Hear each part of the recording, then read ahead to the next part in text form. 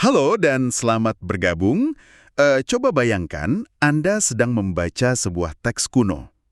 Sebuah manuskrip ya? Ya, manuskrip sejarah. Teks ini menceritakan sebuah rencana genosida yang sangat terstruktur terhadap satu bangsa. Skala kekaisaran loh itu. Betul loh. Tapi ada satu hal yang sangat aneh dari teks religius ini. Nama Tuhan sama sekali tidak disebutkan di dalamnya. Nol. Sama sekali tidak ada. Ya, tidak ada intervensi langit yang dramatis.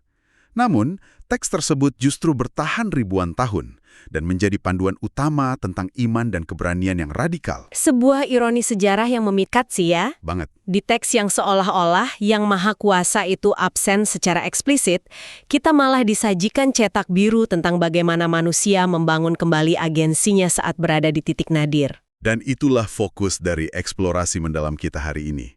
Kita menggunakan sebuah kajian teologis mengenai doa dan puasa Ester. Spesifiknya dari pasal 4 ya? Iya, pasal 4 ayat 15-17. Sumber kita hari ini tidak hanya membahas sejarah masa lalu, ia menarik benang merahnya dengan krisis modern di Indonesia. Dan secara khusus membedahnya lewat lensa realitas sosial di Papua saat ini. Tepat sekali. Misi bedah tuntas kita hari ini adalah mencari tahu bagaimana sebuah praktek kuno dari kelompok marginal Yang tidak punya kekuatan politik sama sekali. benar, kekuatan mereka nol. Tapi bagaimana itu bisa menjadi cetak biru bagi Anda untuk menghadapi krisis, menemukan keberanian, dan bertindak demi orang banyak. Menarik sekali. Oke, mari kita bedah tuntas hal ini. Mungkin Anda bisa mulai membongkar konteks sejarahnya dulu. Seberapa kritis sih situasinya saat itu? Untuk memahami level keputusasaan mereka, kita harus memetakan realitas geopolitik di Persia kuno. Orang Yahudi di sana posisinya seperti apa? Mereka itu kelompok minoritas, pendatang, sangat rentan secara politik karena tidak punya pelindung hukum, dan ya mudah dijadikan kambing hitam. Lalu muncul Haman. Nah, Haman ini pejabat tertinggi di bawah raja. Dia mengorkestrasi sebuah dekret legal. Ini bukan sekedar sentimen rasis di jalanan loh. Jadi ini kebijakan negara. Betul, kebijakan resmi negara untuk memusnahkan secara total bangsa Yahudi di satu hari yang sudah dijadwalkan. Genosida yang dilegalkan. Wah, secara manusiawi itu jalan buntu yang absolut ya. Lobi politik sudah tertutup rapat. Dekret raja tidak bisa ditarik kembali.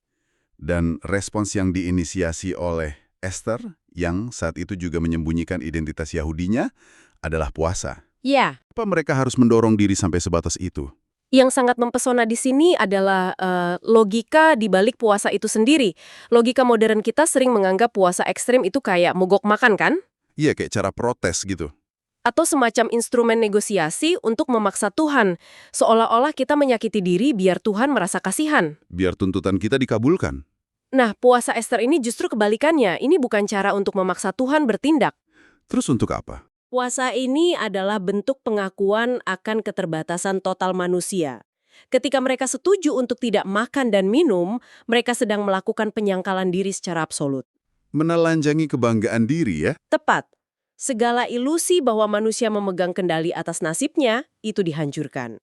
Ketika strategi politik gagal, puasa ini menjadi pernyataan ketergantungan penuh pada pertolongan Allah. Dari sumber kita, disebutkan ada 3 ciri utama yang membuat puasa ini berbeda. Apa saja itu? Harus dilakukan bersama-sama, bukan individu. Lalu karena keadaan mendesak, jadi bukan sekedar rutinitas kosong. Dan yang ketiga, demi keselamatan banyak orang, bukan kepentingan pribadi. Elemen kolektif dan altruistiknya sangat kental ya. Coba Anda bayangkan sebentar.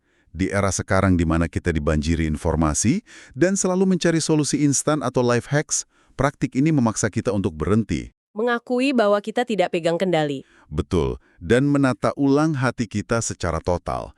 Dan hasil dari puasa kolektif ini bermuara pada satu sikap radikal dari Esther. Menghadap raja tanpa diundang. Yang mana itu pelanggaran hukum, dan hukumannya mati, kecuali raja mengulurkan tongkat emasnya. Iya, sangat beresiko. Sebelum masuk, Esther mengucapkan kalimat yang sangat terkenal.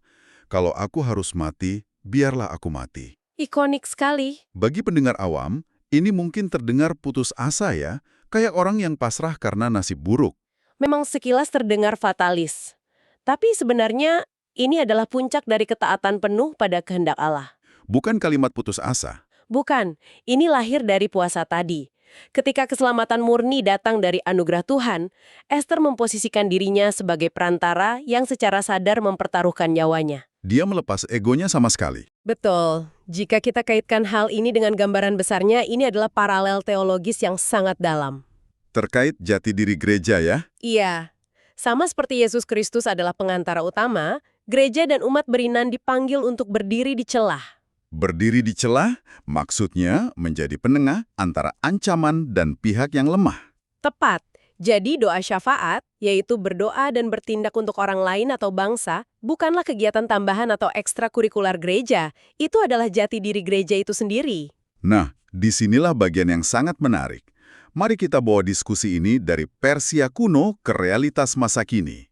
Lanskap krisis di Indonesia hari ini. Berdasarkan sumber kajian objektif yang kita gunakan, Indonesia saat ini sedang bergulat dengan tantangan yang sangat serius. Dimensinya banyak sekali. Mulai dari kemerosotan nilai moral dan kejujuran di ruang publik, kesenjangan sosial ekonomi, polarisasi dan ketegangan identitas. Dan isu ketidakadilan ya. Betul, ketidakadilan yang kerap menekan suara rakyat kecil.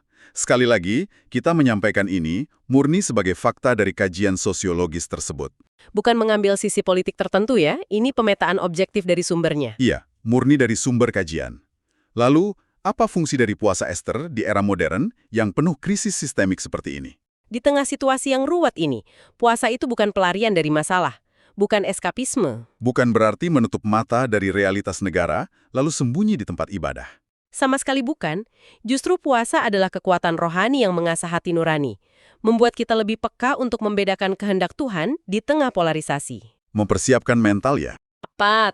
Pada akhirnya memampukan individu untuk kembali ke ruang publik dan bertindak dengan hikmat, kasih, serta keberanian yang radikal. Praktek spiritual yang membidani aksi sosial yang nyata. Dan untuk melihat aplikasi langsungnya, kajian kita secara spesifik menyoroti konsep iman dari pinggiran. Khususnya di wilayah Papua kan? Iya, kajian ini mendeskripsikan Papua dengan sangat mendalam. Ada luka sejarah yang belum sembuh, ketidakadilan berkepanjangan, Suara yang sering diabaikan oleh pusat kekuasaan. serta konflik kompleks seputar tanah ulayat, identitas, dan martabat manusia. Penulis kajian mencoba menyambungkan titik-titiknya di sini. Situasi kerentanan di Papua itu sangat mirip dengan posisi umat Yahudi di Persia kuno. Sama-sama rentan dan suara mereka sulit menembus lobi politik. Makanya puasa Ester di sana menjadi iman dari pinggiran. Itu bukan tangisan tanpa harapan. Tapi doa yang menyatukan rasa sakit masyarakat dengan pengharapan iman. Betul. Dari sumber ini juga dicatat sebuah fakta yang sangat menarik. Ada praktek harfiah dari doa dan puasa Ester ini di Papua. Rutin dilakukan ya? Di Papua Rumah Doa Segala Bangsa, mereka melakukannya setiap tanggal 1-3 di awal setiap bulan. 3 hari setiap bulan. Iya. Hal ini memunculkan satu pertanyaan penting dari sudut pandang analisis kritis sumber tersebut. Apakah bisa sekedar jadi rutinitas? Nah, itu dia. Praktek ini memang terbukti membangun kedisiplinan dan persatuan yang luar biasa. Bahkan melampaui sekat-sekat denominasi antar gereja. Mereka bersatu lewat penderitaan fisik yang sama. Tapi kajian ini memberi catatan tegas. Puasa ekstrim ini tidak boleh menjadi kebiasaan kosong atau ajang pamer kekuatan fisik. Harus ada muatannya ya? Wajib disertai pengajaran firman dan literasi teologis. Berarti ukuran keberhasilannya bukan seberapa kuat mereka menahan lapar. Bukan. Keberhasilannya diukur dari apakah puasa itu menghasilkan perubahan karakter yang nyata. Apakah melahirkan keberpihakan pada keadilan? Dan ini yang paling krusial. Apakah itu melahirkan figur pemimpin masa depan? Pemimpin yang takut akan Tuhan. Figur-figur yang berani menyatakan kebenaran, tidak mudah berkompromi, dan berani berdiri tegak membela keadilan. Walaupun risiko dari semua itu adalah kehilangan jabatan, kenyamanan, atau harus berdiri sendirian ya. Itulah esensi keberanian Ester modern. Wah, pembedahan yang sangat tajam. Jadi, apa sebenarnya makna dari semua ini? Dari Persia kuno hingga Papua modern. Bahwa doa dan puasa Ester terbukti bukan sekedar tradisi religius yang usang. Tapi semacam latihan keberanian. Tepat. Latihan ketaatan kepada Allah yang memicu tindakan pendorong perubahan sosial. Gereja itu sedang dipersiapkan untuk menghadapi struktur kekuasaan atau raja-raja masa kini. Dan senjatanya bukan kekuatan lobi manusia, melainkan kuasa ketaatan yang lahir dari penundukan ego. Bagi Anda yang mendengarkan saat ini, pesan utamanya adalah aplikasi. Pengetahuan terbaik adalah yang dipahami lalu diterapkan. Bagaimana itu relevan bagi kehidupan sehari-hari? Di tengah krisis pribadi atau tantangan profesional Anda, berani menyingkirkan ego dan mencari kejelasan arah di luar rasionalitas kita sendiri adalah langkah paling berani yang bisa dilakukan. Mengambil jeda total untuk mengkalibrasi ulang kompas internal kita. Ya, betul sekali. Diskusi yang sangat menginspirasi. Sebelum kita mengakhiri eksplorasi mendalam hari ini, saya ingin meninggalkan satu pemikiran akhir untuk Anda renungkan sendiri. Silakan. Jika sebuah puasa 3 hari bisa memberikan kejernihan dan keberanian bagi seorang ratu marginal untuk mengubah nasib seluruh bangsanya, Sangat radikal dampaknya. kekuatan sistemik atau raja-raja modern apa dalam hidup Anda hari ini yang sebenarnya gagal kita hadapi hanya karena kita terlalu takut untuk menyingkirkan kenyamanan kita sendiri dan berdiri di celah demi orang lain? Pertanyaan yang sangat menantang. Ya, silakan direnungkan. Terima kasih sudah meluangkan waktu berharga Anda untuk bergabung dalam eksplorasi mendalam kita hari ini. Sampai jumpa di Bedah Tuntas kita selanjutnya.